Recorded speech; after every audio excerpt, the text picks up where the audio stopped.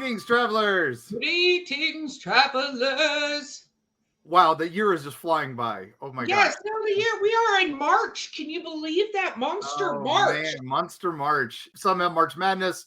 We have Monster March because we love our monsters and all that. But today is not Monster Day. Okay. We recently had Valentine's Day, and we've been talking a lot about cosplay ghosts, and I was thinking about the Valentine's Day massacre. We went a different direction with our Valentine's episode and all that, but the Valentine's Day massacre was stuck in my head, right? Well, and it's funny you say that we weren't going to talk about monsters, but with a very different definition of monster. Yeah. This aligns.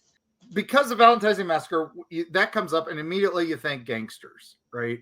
Yes. And we were talking. For those that don't maybe know what the Valentine's Day massacre is, you wanted to give a very brief, like this is what it is. Just a very brief. It was, oh gosh, I wasn't really prepped on that because okay, so this sum-up version is basically it was Lincoln Park is kind of a parking lot next to it, and it was basically just a bloodbath in 1929 on Valentine's Day, and literally gangsters just murdering other gangsters. Yeah, it was a territory dispute, and like you did me wrong, but it's kind of infamous because it was in the movie The Untouchables with Kevin Costner and stuff. So yeah, it's Al Capone's gang, rival gang. I think it was the O'Banions. I may have that mixed up, but it's all these gangs everywhere, right? And that ties in to what we were discussing earlier with Chris Balzano. Was Al Capone's ghost is seen everywhere in Florida, in New York, and in Chicago. So I want to say I did a clickety clack. So I want to go over some of the places people say that Al Capone's ghost is. Okay, go tell me what your list is. Yeah. Okay, so the Mount Carmel Cemetery. Right. That would make Maribel Caves Hotel in Maribel, Wisconsin. Okay, he stayed there a few times, but again, not a place he was like that he loved. It was just a place that he visited, right? Exactly. He also Alcatraz. Yeah, now that would make sense. He spent some time there. He did. The Old Bamboo Inn the Old Baraboo Inn in Baraboo, Wisconsin. Okay, that one I hadn't heard. Yeah, the Bachelor's Grove Cemetery in Illinois, where they say they used the lagoon to dispose of bodies during Prohibition. That was where they dumped everybody, so that's why there are ghosts there. Yes. The Bugs Moran and his gang murders, which is the St. Valentine's Day massacre. Right. Why would he be there? He may have ordered the hit, but it may have been some of his guys that got hit. We still don't know. It's so. Yeah. The Eastern State Penitentiary. Now he was there for longer than he was at Alcatraz. So. Yeah. So but I know that we both know of, and the ones you're going to list are some in Florida. Yeah, like Jungle Prada is this place in St. Petersburg, Florida. No record of him ever actually being there, because this is the thing. These guys were operating outside the law. And he was like stuck in Chicago. He was not allowed to leave Chicago, but yet we know he did. We know he left a lot. And the FBI and the IRS couldn't get him at the time. The Treasury Department. They couldn't find him at the time. And so, he was in Florida, and he owned this property down there, but was he there? We don't know. And that's the thing with these guys, these gangsters who really were monsters. They were terrible people. They bought and sold people like crazy. You can watch Boardwalk Empire. You can watch The Untouchables. You can watch all these old classic movies about it. And they kind of glorify it, right? They always have the heart of gold inside. Some of them that they're just trying to help the downtrodden. No, they're lining their pockets. And if it helps them get a few things, hey, it helps them get a few things. And Al Capone was probably the worst of the worst, right? He started as a thug and just worked his way up, but he just kept hanging out with more thugs. Yeah, he had a couple brains with him. The guy we got to go behind it all, the brain gangster, was Arnold Rothstein. And if you watched Boardwalk Empire or any of those back in the day, he was the guy who was behind the guys, right? He was the money man and all this. And so he was the one who kind of taught the next generation of gangsters how to make money during this era of prohibition. Now let's go into a little bit of prohibition. We decided early 1920s, the United States said, hey, alcohol is bad. It causes people to do bad things. It makes people do stupid stuff. Let's ban it. So it was very moral majority said, hey, let's just make it completely illegal. Now, if you have it, you can drink it. We're just not going to be able to sell it, make it, do whatever with it. It's just going away. Now, the reason this was bad is up until the 1920s, especially the 1800s, water was not exactly everywhere, right? I mean, it's still not all over the place. And particularly areas of Appalachia and stuff like that. That's why whiskey was so popular in the Wild West and in the mountains and stuff. And that's why moonshine becomes because it's actually safer to drink in many ways because it's boiled. They got rid of the impurities. They got rid of all this. So it was safer to drink than water sometimes. So a lot of people got addicted to it. And now suddenly it's illegal because we're becoming more civilized. We're becoming, a better country. Which is so funny since alcohol dehydrates you. Knowledge is power, people. But it was a very interesting time because, we could get into many, many episodes about even the war on drugs and what that really meant and all I was of that. Say, we're doing it now with the war on drugs. Yeah. Yeah. We're continuing the war on drugs to fund the opioids and all that. And they're, drugs are bad. Some drugs are bad, but absolutely it's an interesting time because of the effect doing that created. Yeah. Yes. And that's, we look at all that and we go, okay, this is just bad. We've set up a bad thing. And then money is where it all boils down to. Always follow the money. That's what I tell everybody and absolutely everything. Follow the money. And once you start doing that, you start realizing, hey, there's a lot of money because Canada is still doing whiskey. Mexico is still doing whiskey. Moonshiners are doing, our whiskey and alcohol. And France has still got wine. And then we've got rum coming up from Jamaica and Cuba and all this. And people just start running it everywhere. And then these mobsters start shipping it to all the places that need it. Usually hotels, restaurants, fine dining establishments that supposedly have these well-stocked wine cellars. No, they were still getting it fresh. And then other guys were mixing it with, diluting it to make it worse. Yeah. What was killing people and making it even worse because no government regulations at that point. Exactly. So, now the Internal Revenue Service, which at this point is early days, is the Treasury Department, realizes we've been tasked with stopping this and we've got to start busting this. But of course, they're corrupt too.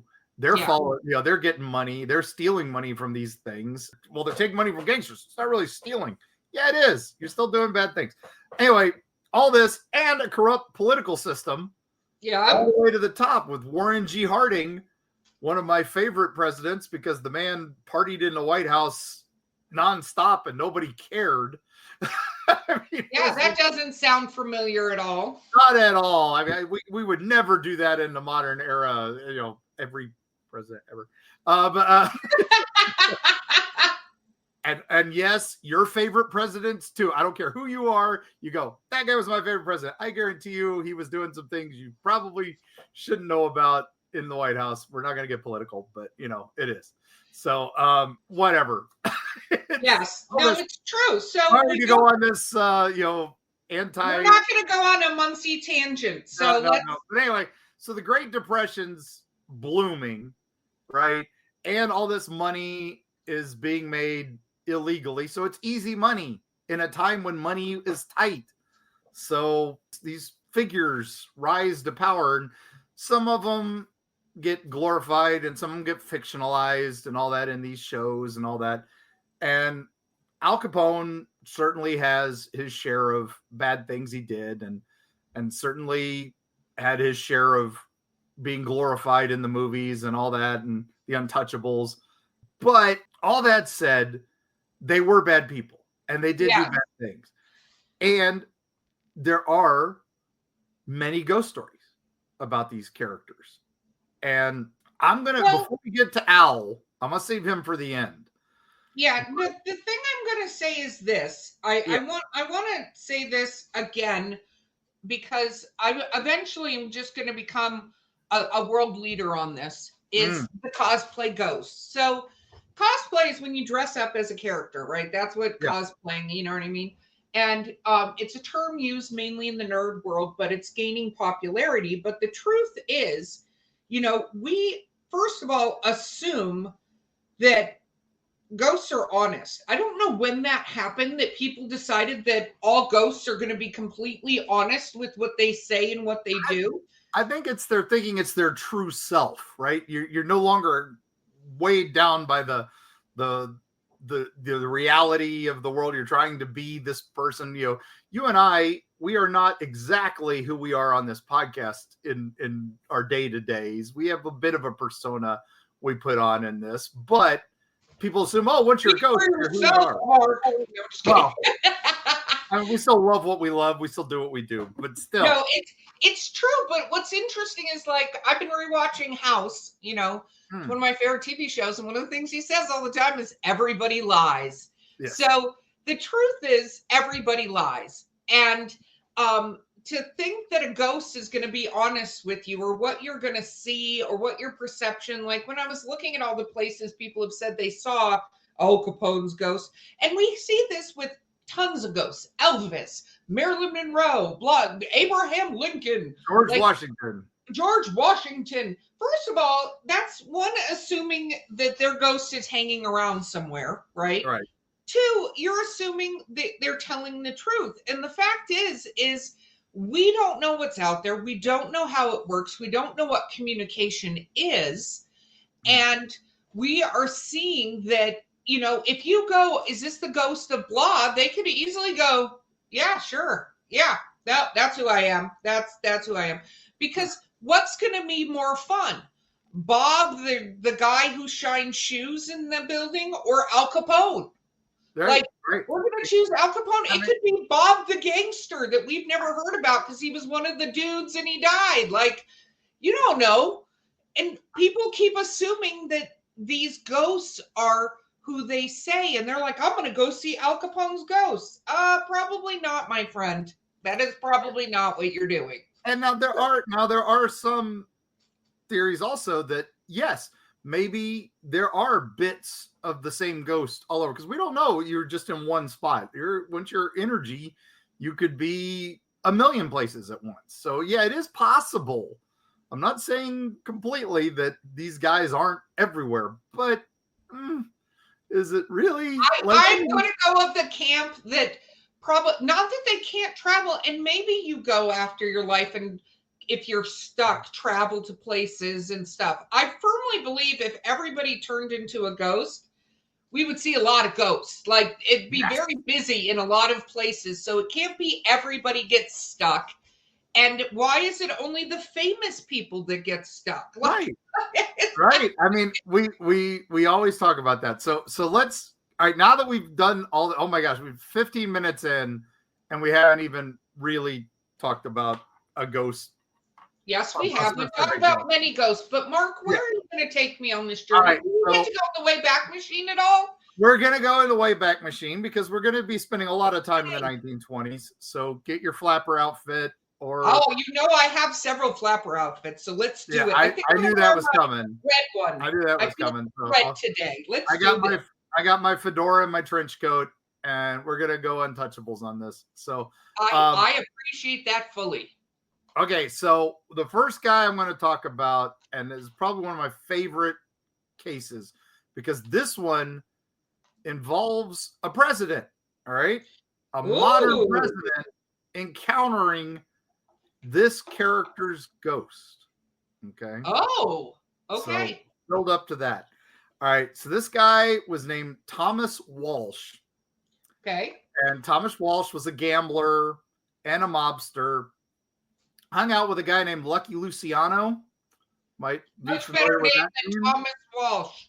All right. Now, he was also a guy who hung out with Dutch Schultz, who's another name. But his name, though, he wasn't Thomas Walsh, right? These gangsters all had nicknames, right? Usually they had a middle name of like Jimmy the Squid, Frankie the... This guy, though, was Fatty. So you can kind of get an image of what this guy looked like, right? Right off the name. Thomas Fatty Walsh, right? Okay. So Fatty Walsh was the former bodyguard of Arnold Rothstein, the brain that I mentioned earlier, right? Yeah. And this was his bodyguard. Okay. Rothstein gets murdered in 1928. Like you do. So he'd been around a long time, and he'd been doing all the good things for decades, and finally he got murdered. And so, of course, Fatty gets brought in for questioning, and his partner, Jack Legs Diamond, also got taken in for questioning, along with Lucky Luciano and another guy named George Uffner. Now, all get brought in for questioning. Nobody fesses up to it. They have no proof. So Rothstein gets away. Now, Fatty said, I had nothing to do with Mr. Rothstein anymore. I quit 2 weeks ago because Rothstein was just too cheap. Oh, 2 weeks ago. Okay. Yeah. So 2 weeks, he'd given us 2 weeks notice, and then suddenly Rothstein dies. That's plausible. So I think we should just let them go. Right. And that's what he does. So now Fatty was tired of hanging out up in Chicago. Okay. And he was done. He also saw Capone was rising. Capone says, hey, I've got this place in Florida. It's not Jungle Prada. It's not any of this. I want you to help out down in Miami. Okay. So he takes him and sends him down to the Biltmore Hotel in Coral Gables. Now, we know Biltmore up here in Asheville. Mm-hmm. This is not that hotel, right? So this is an amazing hotel. State. It is a hotel. Yeah. So this is the glamorous Biltmore Hotel down in Coral Gables, opened in 1926. This is a brand new hotel at this time. There were trains coming right to it. The Miami Biltmore Special built straight to the hotel. So tourists were all coming over to the new crown jewel in South Florida. And the guy who designed it was George Merrick, and he was pretty famous. And John Bauman was a hotelier, pretty famous guy. And they built the Biltmore because they were trying to cash in on the Biltmore name, all that stuff, right? Yeah. Vanderbilt. It just means class. It means money. So carved woodwork. It's beautiful, painted ceilings. A huge swimming pool, the largest swimming pool in the world until recently. I mean, that's how big this thing was. I mean, they held gondola rides and beauty pageants and even one of the first world champion swim meets in this hotel. Wow. Another fun little thing, we talked about Trapper Nelson a few weeks ago, who was the Florida wild man, and we talked about him being Tarzan. Well, the original swim instructor at the Biltmore was a guy named Johnny Weissmuller, who would later go on to become the Hollywood Tarzan. Oh my gosh. Yeah. That's no. Trust me, I'm very well aware of who Tarzan is. Yeah. That was Weissmuller did that call and all that. So that's anyway. late 20s, right? So the hotel has a speakeasy on the 13th floor. Of course, the 13th floor, right? We talked about that recently. Number 13. Yeah. The third floor. Well, the 13th floor in this hotel was like the suites. And one guy supposedly rented out the 13th floor, but we don't know if that guy really existed. Oh.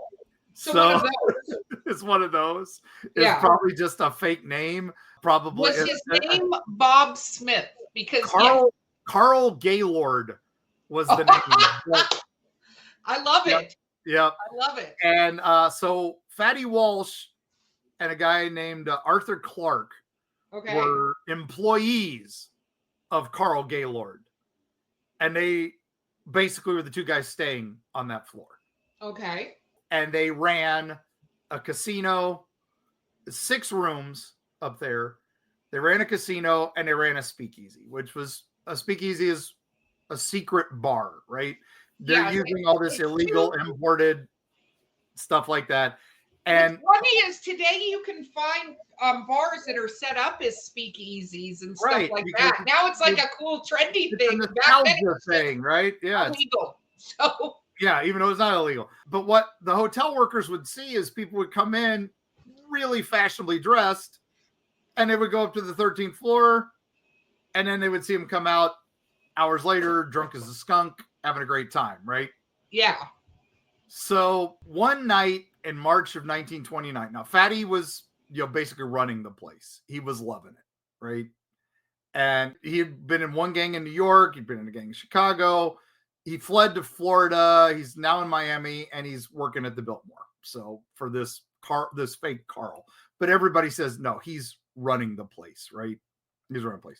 Now, there was also a gambler there named Ed Wilson who was running the gambling. Okay. And Wilson started saying, hey, I'm making more money in the gambling than we are in the alcohol because gambling is also illegal. And and it still is, except on, the casinos that are allowed on the native lands. So he's like, I want more money. Fatty and him got in a big fight, right? Okay. And that's all we know because that was where the witness statements stop, is they were getting in a fight about money. Which makes sense. Now, Arthur Clark, the other guy, is wounded at this point. Okay. We don't know how. And then we know Walsh was shot twice and murdered. Okay. All right. Got it. Now, lots of death. According to one statement, gunmen burst into the rooms at almost 1 a.m. It's like 12:45 a.m. And they shot Walsh and they wounded Clark, right? Just random gunmen. Right. Now, where do we get these statements, right? Yeah. The police get called immediately to the hotel because of the gunshots. Which makes sense. They should. They get there. The elevators aren't working. So they have to climb the stairs to the 13th floor, the cops. Okay. And there went my phone for those that are wondering what that strange noise was again. My apologies.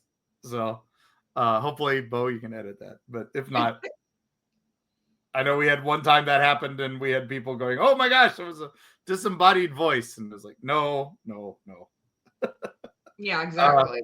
Anyway, back on track. So 13th floor, elevator's not working. What do we, the cops have to take the stairs. So they start climbing the stairs. Suddenly the elevator starts working and everybody bails out of the 13th floor. There's nobody there. And so by the time the cops get up there, all they see is Fatty Walsh laying on the floor and Clark there with his wounded arm. And the cops say, what happened? And he's like, I don't care to talk, was what Clark said. Okay. And that's all he said. So no one was arrested for anything. Well, because nobody knew anything as per usual. Right. Yeah, exactly. There were 3 men arrested, but they all got off. So of course, there's immediately ghost rumors. Yeah. Okay. Ghost rumors for decades about the 13th floor. Every one of them involves somebody seeing Fatty Walsh. Really? Still up there on the floor. Interesting. Okay. Now, the reason why the records for all this disappear is because apparently there were several city officials who like to hang out at the speakeasy. Ooh. So, and they were regulars. So, no prosecutions, no nothing. Yeah. Now, sometimes Fatty is seen with a blonde flapper girl, some sort of gun mall, a mobster mall, right? Okay. So he's not alone, and they often heard giggling, so that's kind of nice to hear.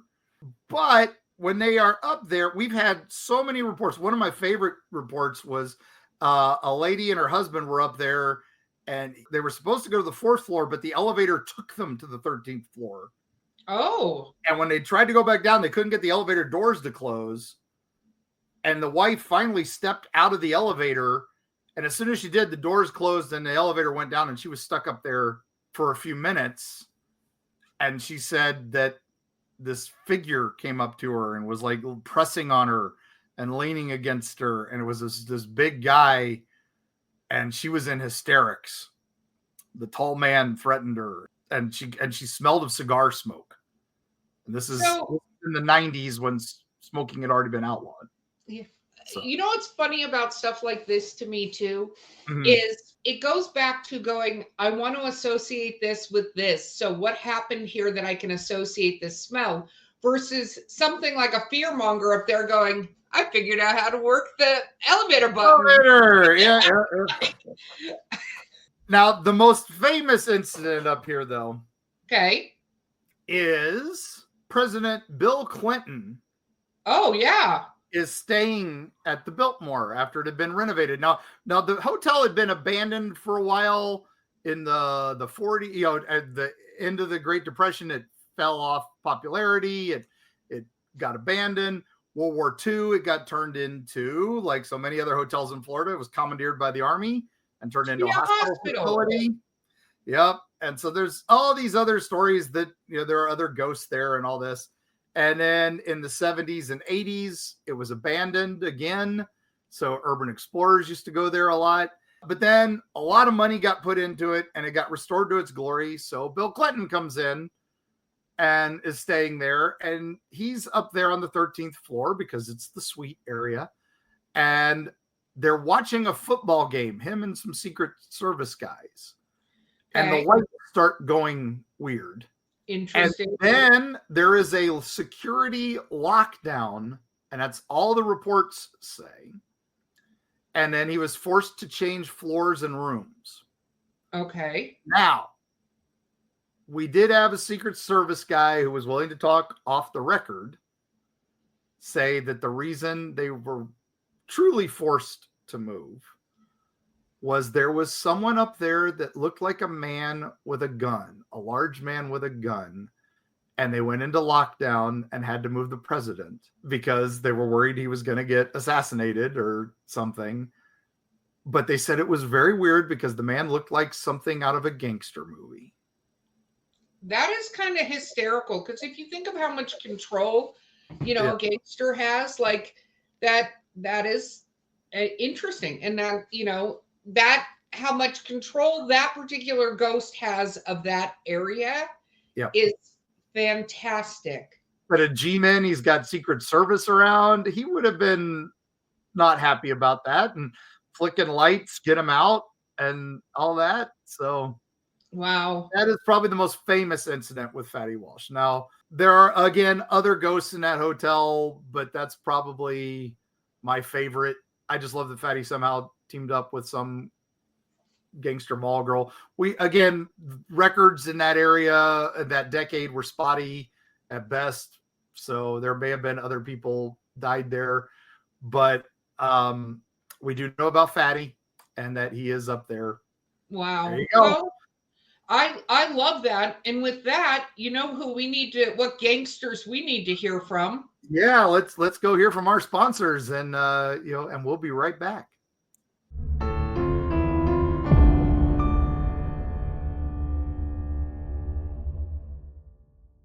prepare to be devoured. The Wolves of Wharton is a 6-part complete book series by Eerie Travels producer Bo Lake.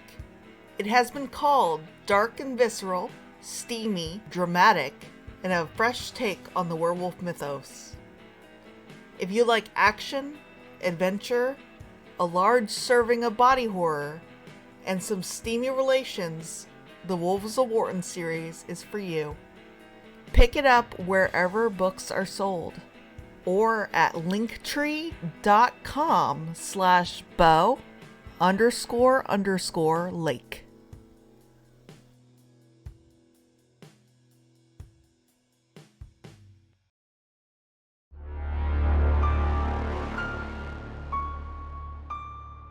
And we're back. So, Gangsters, Fatty, where are we going next, Mark? Because I love my flapper attire and my 80s Bill Clinton attire. So where are we going next? All right. Well, we're going to stick with another Florida gangster because that's what I did research on for decades, right? And if I started doing Chicago and New York right off the bat, we'd be here days on that. So I want to talk about another lesser known guy. Okay. Unless you are in Tampa. Now, Tampa, remember, was smuggling headquarters for all this illegal hooch coming in because Port of Tampa, we got Cuba, we got Jamaica, we got everything coming in, and we can smuggle everywhere because the trains are going all over the place and they all go to Tampa. Tampa was very, very big with the mob. And now this guy wasn't 100% 1930s, right? Mm-hmm. But he started then. And this guy, excuse me for a clackety clack for just a second, because I want to make sure I've got his date right. Yes. Okay. So the dean of Tampa's early mob stuff was a guy named Charlie Wall. Okay. Okay. Now Charlie Wall. Now, so Tampa's basically a hotbed from late 1800s, early 1900s of vice and inequity and all this. And a lot of that was in the area that is now Ybor City, right? We had the Cuban Club, we had the Spanish Club, all that. That's a whole other bunch. We talked about the Cuban Club a little bit when we're talking about haunted places, but yes, it's only been recently, I think the word is gentrified in the last 10 years, so that it's all cool and nice looking. But if you want to go clubbing, it's the best place in Tampa to go. For you and I, the 80s is only 10 years ago, but it's actually 40 years ago. But listen, I'm talking about when they redid the club so that during the daytime you could go there and not feel disgusting. That's true. That's true. So yeah. But anyway, Charlie, he knew the Cuban mob. He also knew the mobs up north and all that. And he was big in the rackets, though. Okay, so now we've talked about running, smuggling, all that. It was gun running, and all this other stuff. He was also big in the gambling, right? The gambling racket, running numbers was what they called it back then, and all that. There was also a mob game at the time called Bolito. It was basically the lottery, and the Cuban mafia ran this. And it was basically you pick numbers, and then there would be a bag full of ping pong balls, and then people would pull out a number, and whoever got that number, everybody that got that number got a piece of the pot, right?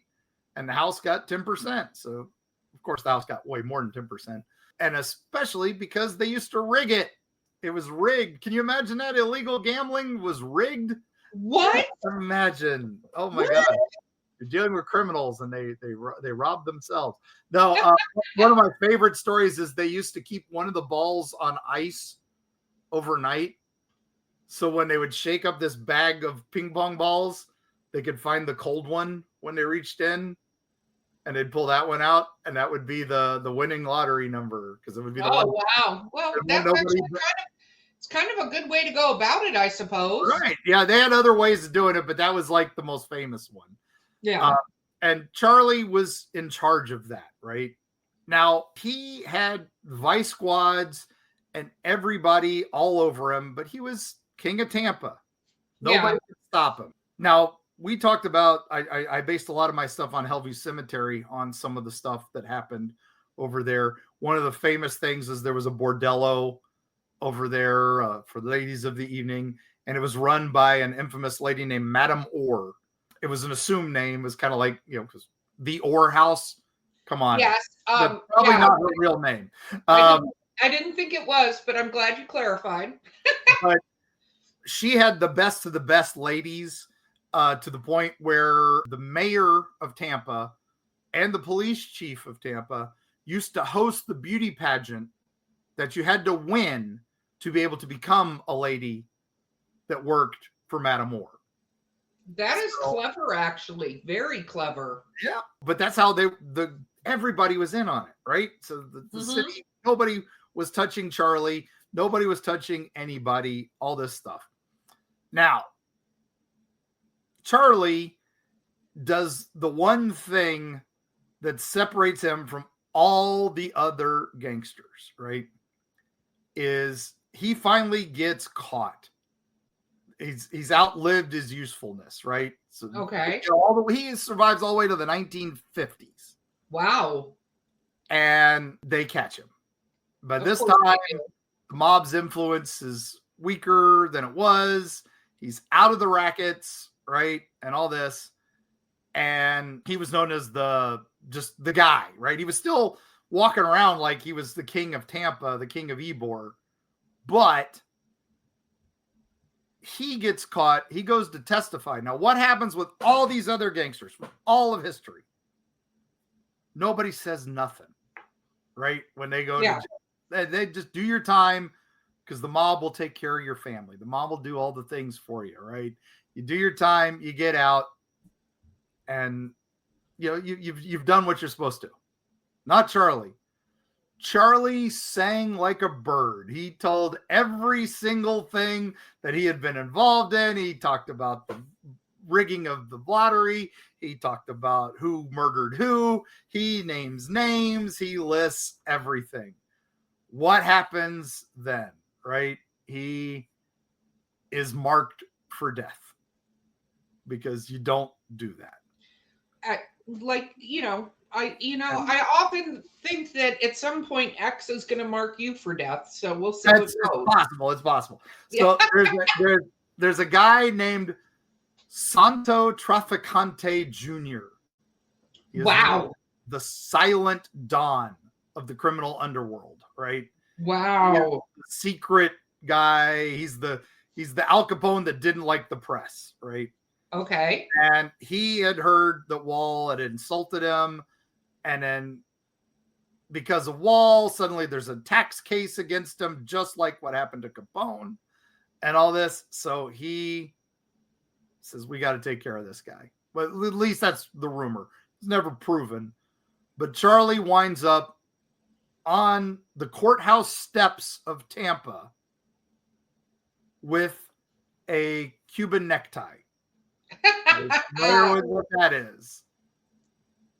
Yes, we do. Yeah, we do. So for those at home that don't know, that's where somebody has taken a knife and cut from one corner of your neck to the other and basically given you a new smile. Some stories say they even take your tongue and pull it through the new opening that they made. The copper Cuban necktie. Now that would be a fun ghost to see. Just throwing that out. Apparently, what we see, he was always known for wearing his suit and hat. Okay. And he's basically a man in white suit and hat. Okay. And his ghost is seen there with his Cuban necktie on the steps of the Tampa courthouse. Ooh. I don't want to go there. So I'm going to hard pass on that. All right. Because Santos Sr. was supposedly taking care of him. And as soon as Santos Sr. died, that's when a year later, Charlie Wall died. So he was actually murdered in his home, and he was beaten with a blackjack. His head was battered with a baseball bat, and then his neck cut with the knife, right? I like it. And then that's, so anyway, and also his blood alcohol was 1.45, so they got him drunk beforehand. So, that's an understatement. Yeah, just a little bit. But anyway, so if you're going to go, go like that. Now, Traficante, he finally gets what he deserves, but not till 1986. That's just and anyway. that's scoring. And he had to pay $84,000 or almost $85,000 to the in IRS taxes, and that was literally the month before Wall died. So wow. I think we figured out who killed Charlie Wall, or at least ordered the death of Charlie Wall. So, all right. So that's another fun ghost. All right. So now we're gonna go one more, and it winds up in Florida, even though she wasn't a Florida lady. Do you know Ma Barker? Yes, Ma Barker. Yes. All right, Ma Barker. Right. So she's different from all the other gangsters, right? Ma Barker is the sweet old lady, but she's not an old lady. She's a younger lady. She's got a couple sons who are gangsters, and they are part of the Barker Karpus gang. Okay. As this guy named Karpus is kind of the tough guy, and these guys, they murdered people all over. Yes. And they traveled all over. This is not like we're a Chicago gang or a Cincinnati gang or a New York gang. These guys kind of went wherever the heat wasn't, right? And then they were brutal. They literally were killing people, robbing places, and then they would skip town. Now, the big secret to them was they had Ma Barker with them. And she was their face, right? That was the secret. Yeah. Gangsters would go around and they would have the malls with them, young ladies of ill repute hanging out with them and all this. And she was there. This old lady who was going with them. So they could get away with, she would rent the hotel room. She would be the cover. It was her and her boys and all that. So nobody thought anything of her hanging around, right? And Kate Barker, also known as Eerie, because she's from Arizona. So they would call her Eerie Barker. And she would hang around with these her boys, and goes to like the early 1930s that they were active and doing all this. And finally, her sons are kind of tired of her because they want to bring some ladies of ill repute with them on some of these places. And you can't do that when mom hanging out with you. So they finally send her off to retirement, right? Oh. We don't need her around. So they send her to Ocklawaha, Florida. Middle of nowhere, Florida.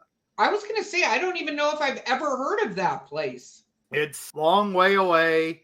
Anyway, the FBI is still after these guys, right? And they want them dead any way they can. And finally, they track down Doc Barker, who's one of them. And they find him in Chicago. And when they catch him, they get into his house, of course, do a search. Yeah. And they find all these letters. And they're letters to Ma and the others of the gang. Okay. They're like, we've got him, right? We got him. But they got to figure out where they're sending these letters. They don't have an address per se, but the letters from Ma are describing things, because the outside the envelope's gone. They've just got the letters. Okay. So they can't figure out exactly where they're at, because Ocklawaha is not mentioned anywhere or anything like this. But she's talking about this big lake that the house is on. She's talking about the other brothers were there and all this, and had been there recently, and that they were attacking this giant alligator in the lake, this legendary alligator called Gator Joe, that they'd even shot it with a Tommy gun and it swam away. So, wow. All right. That's actually legitimate. I mean, gators can endure quite a bit. Oh, quite a bit. And Tommy guns are pretty nasty guns. That's the beauty of the Tommy gun, is it's meant to just throw tons of bullets at you. Mm-hmm. we'll have to talk about Roland the Headless Thompson Gunner at some point. Make a note. That's one of my favorite songs. And again, another fun urban legend, Roland the Headless Thompson Gunner. But anyway, Gator Joe is like a legendary beast. So the FBI is like, we got to find this alligator. If we find this alligator, we can find the Barker gang. So that's their theory: is find the alligator, find the gang. This is not good police work. I'm going to say not good at all. All right.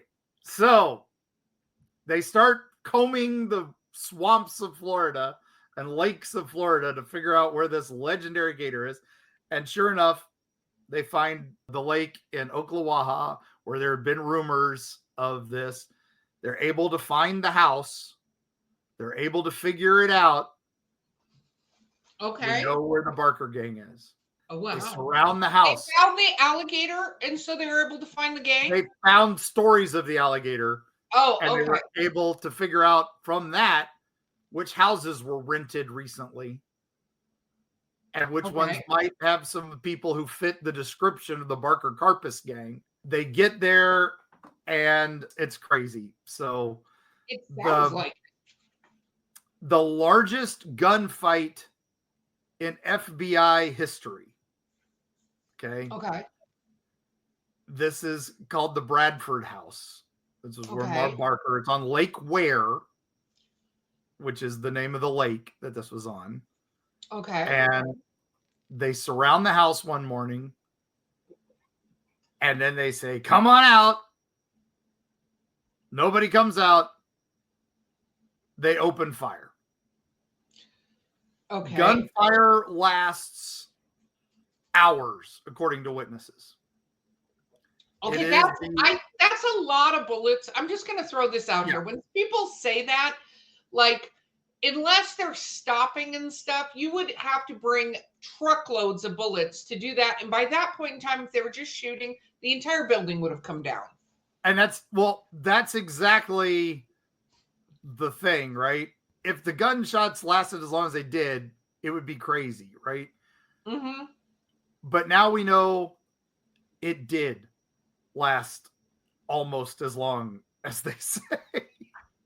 And when you go there to the house, which is still there, it got moved across the lake because Florida, we've got to develop any land on a lake.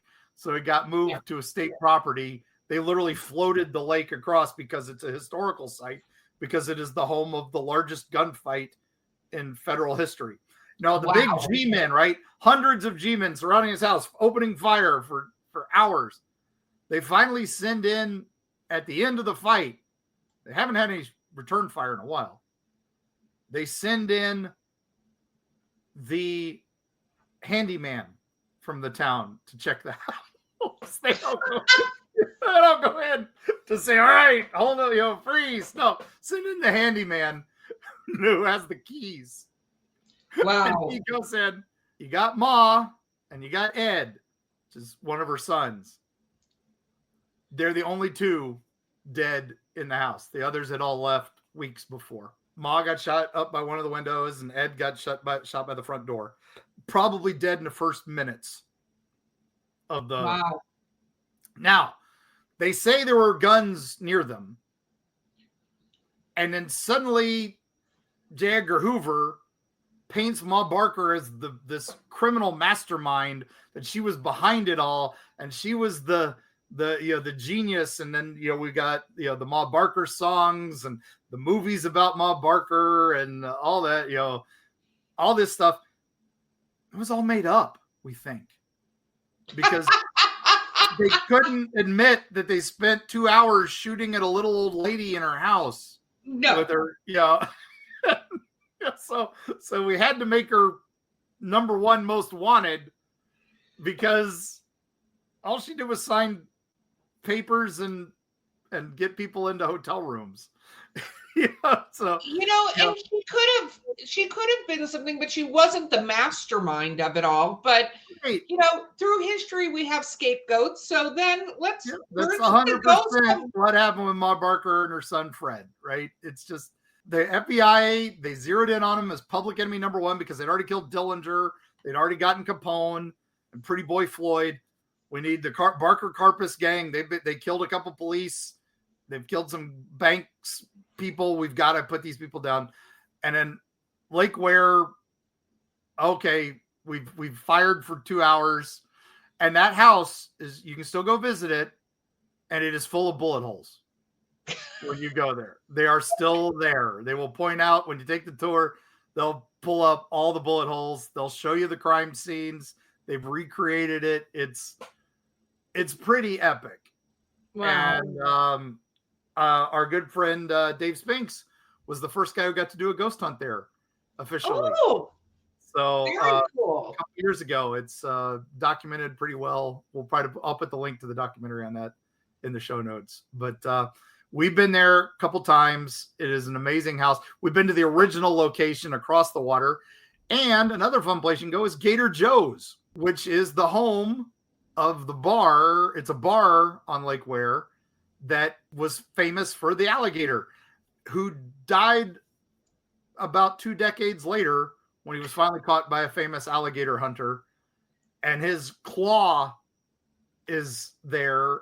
And when they did catch him, he had Tommy gun bullets, 44 slugs in his tail, and he outlasted the Barker Karpus gang. Maybe that gator was the real mastermind. Yeah, exactly. But I highly recommend visiting there. There's also a little bar there called Ma Barker's, which is kind of fun. Ma Barker's hideout. Well, we'll have to put the links, because the part about the Eerie travels is we love it when you can go travel and see things. Yes, exactly. So we will definitely put those there. Now, final thing, we're going to get back to Al Capone real quick. So, okay. Let's do it. All right. So we talked about Eastern State Penitentiary, right? You mentioned that. Yes. So Capone's mob, they're pretty sure they were in charge of the Valentine's Day Massacre, right? Yeah. They dressed as policemen. They go into the garage in Chicago. It was run by Bugs Moran, which was Capone's rival. And put your hands up. And then they gunned him down in machine gun fire. Okay. So Capone was rounded up, and he served 8 months in Eastern State Penitentiary, 1929, 1930. Yes. But he had the most lavishly furnished cell, had oriental rugs, a cabinet radio, right? All this stuff. But supposedly, while he was there, Capone was tormented by a ghost. One of the victims of the St. Valentine's Day Massacre, James Clark, who was Moran's brother-in-law. And supposedly Capone would be heard at night by other inmates saying, "Jimmy, leave me alone. Leave me alone." So that's why the rumors of him being there, right? Yeah. That's where that comes from. I do like the story. I do like the idea of Capone saying, "Jimmy, leave me alone. Leave me alone." It could be anything. It's true, and it could The just fact that be he still had a having a radio. nightmare, you know? The fact that he still had a radio and he still had other things, he might have been actually talking to people and all this. Okay, now the Maribel Caves Hotel, right, was called Hotel Hell, right? And it was supposedly Capone used it as the front for his bootlegging. Yeah. But in actuality, it was a spa and a hotel, and it was burned in the 80s when a fire just gutted it. And so, of course, it became known as Hotel Hell. It had to be portal to hell and all that. No, that's what you need to have it be, because otherwise it's not nearly as cool. Right. Now, Alcatraz, Capone was there 11 years. Okay. Oh. And then he was transferred to Atlanta in federal prison. But they were trying, in Alcatraz, he was just another name and number. Yeah. Right? That's what, he was in Cook County Jail for 11 years. And then he was, got it mixed up there. And then he goes to The Rock in 1934. And he played banjo in the prison band. Supposedly that's where his ghost is, because you hear the banjo playing. Right? Oh, nobody else played the banjo. Nobody at all. Nobody else, right? Can't be. And, now he was transported from there to the Federal Correctional Institute in Terminal Island, and then he was released in 1939. And that's when he went to Palm Island, Florida, where he did live out the rest of his life.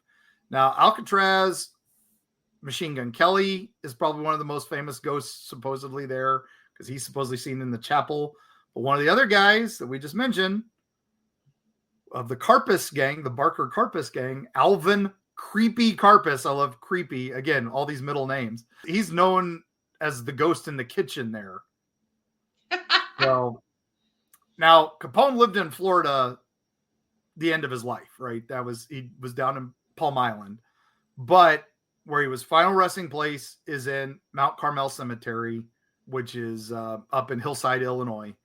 And that is a creepy cemetery, right? And it does have a lot of gangsters. Machine Gun Jack McGurn's supposedly there, or is there, sorry. But his ghost is supposedly there. Frank Nitti is there. One of the possible guys of the St. Valentine's Day Massacre. Both those guys were possibly there. But if you go to his grave, Al Capone's grave, you'll see cigars, flowers, coins, bottles of alcohol, and all this. But he has a Robert the Doll type thing going on there. Oh, really? Where if you're not nice to him, supposedly his ghost will appear and chase you away. So, interesting. Like violently chase you away. But what I want to say is if you do go there, there is a better ghost than Al Capone. And she's known as the Italian Bride. Julia Petta. She died in 1921. She died during childbirth, but was buried in her wedding dress, which is a very Sicilian thing to do. And she was buried with her stillborn baby. And the story goes after her death is that her mother is named Philomena, I believe, was having dreams about her daughter, pleading with them, please exhume my body. Please exhume my body. And so she finally, 6 years later, they pull her out and she's perfectly intact. No position at all. Now the grave is marked with a statue of a woman holding a bouquet of flowers on top of it. And there are some photographs of her from her wedding day. And then when she was exhumed, the photos are there of her after her exhumation, and they look identical.